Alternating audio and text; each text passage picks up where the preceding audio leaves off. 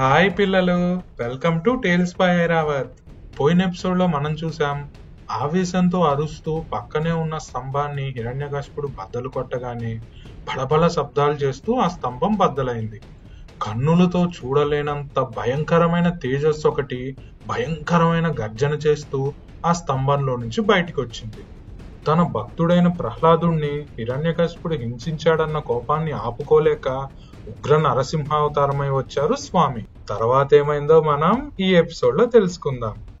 అలా ఉగ్ర నరసింహావతారమై వచ్చిన స్వామిని 33 కోట్ల మంది దేవతలు ఆకాశంలో నిలబడి స్తోత్రం చేస్తుంటే హిరణ్యకశిపుడు మాత్రం గదతో స్వామి చుట్టూ తిరిగి కొట్టడానికి ప్రయత్నిస్తున్నాడు.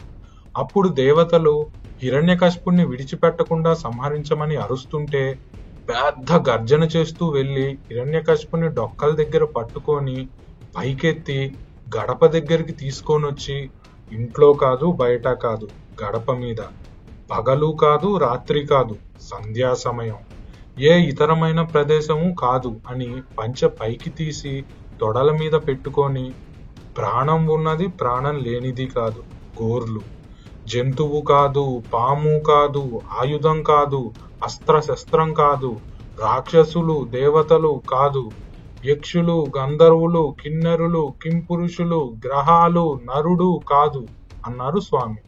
విశాలమైన వక్షస్థలంతో పెద్ద దంతాలు ఉన్న నరసింహుని మొహం దగ్గరగా చూసి తనకి మృత్యువు ఆసన్నమైందని స్పృహ తప్పి పడిపోతాడు హిరణ్యకశిపుడు. అప్పుడు హిరణ్యకశిపుణ్ణి తొడల మీద వేసుకొని తన గోర్లని హిరణ్యకశిపుని కడుపులోకి దింపి చీల్చి అక్కడ ఉన్న రాక్షస గణాలన్నింటినీ కూడా చంపి పెద్ద శబ్దం చేస్తూ హిరణ్యకశిపుడి శరీరాన్ని పక్కకి విసిరేస్తాడు. ఇంతటితో హిరణ్యకశిపుడి వధ పూర్తయిపోతుంది. అయినా సరే స్వామి కోపంతో భయంకరమైన ఆకృతితో నడుస్తుంటే దేవతలందరూ స్తోత్రం చేశారు. వాళ్ళు ఎంత స్తోత్రం చేసినా ఆయన ప్రసన్నుడు కాలేదు. ఇంకా కోపంతో ఊగిపోతూనే ఉన్నారు. అప్పుడు దేవతలు అందరూ లక్ష్మీదేవి దగ్గరికి వెళ్ళి, అమ్మా, నీవు ఆయన వక్షస్థలంలో ఉంటావు కదా, నిన్ను చూస్తే ప్రసన్నుడవుతాడు తల్లి, దగ్గరికి వెళ్ళమని అన్నారు. అప్పుడు లక్ష్మీదేవి, నా భర్త ముఖం పూర్ణ చంద్రబింబంలా ఉంటుంది, ఇంత కోపంగా నేను ఆయన్ని ఎప్పుడూ చూడలేదు, నేను కూడా దగ్గరికి వెళ్ళను అన్నది.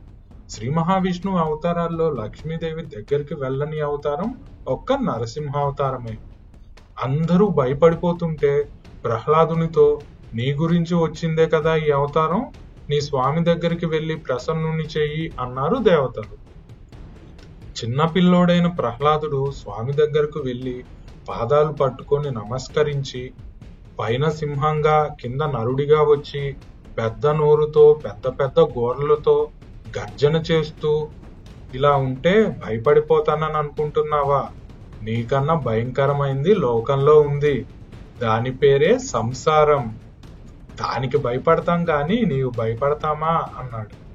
నా కోసం పరిగెత్తుకుంటూ వచ్చి నా మాట నిలబెట్టడానికి స్తంభం నుండి వచ్చి నా తండ్రిని సంహరించిన నీ హృదయంలో ఎంత కారుణ్యం ఉందో నాకు తెలియదనుకుంటున్నావా, అరిస్తే భయపడతామనుకుంటున్నావా అని స్తోత్రం చేశాడు. నరసింహస్వామి ప్రసన్నుడై ప్రహ్లాదుని ఎత్తుకొని తన తొడ మీద కూర్చోబెట్టుకొని, నీ భక్తికి పొంగిపోతున్నాను, ఏం వరం కావాలో కోరుకో అన్నాడు. అప్పుడు ప్రహ్లాదుడు, నాకెందుకు స్వామి వరాలు, నాకెందుకు కోరికలు, ఏ కోరిక లేదు, నీ పాదాల యందు ఎల్లప్పుడూ భక్తి కలిగి ఉంటే చాలు అన్నాడు. అప్పుడు శ్రీ మహావిష్ణువు, అలాగే అని నీకు ఆశీర్వచనం చేస్తున్నాను, నువ్వు దీర్ఘాయుష్వంతుడివై రాజ్యాన్ని ధర్మంగా పరిపాలించి అంతంలో నన్ను చేరుకుంటావు అని వరమిస్తాడు. ఇంతటితో శ్రీ మహావిష్ణువు యొక్క 4వ అవతారమైన ఈ నరసింహావతార కథ సమాప్తమైంది. మీకు ఈ కథ నచ్చిందనే అనుకుంటున్నాను పిల్లలు. తర్వాత ఎపిసోడ్ లో మనం శ్రీ మహావిష్ణువు 5వ అవతారమైన శ్రీ వామనావతారం గురించి తెలుసుకుందాం. మీకు ఇంకా ఇలాంటి మంచి మంచి వీడియోలు కావాలంటే మన టేల్స్ బై ఐరావత్ ని లైక్ చేసి సబ్స్క్రైబ్ చేసుకోండి. తర్వాత వీడియో కోసం వెయిట్ చేయండి. ధన్యవాదాలు. నమస్కారం.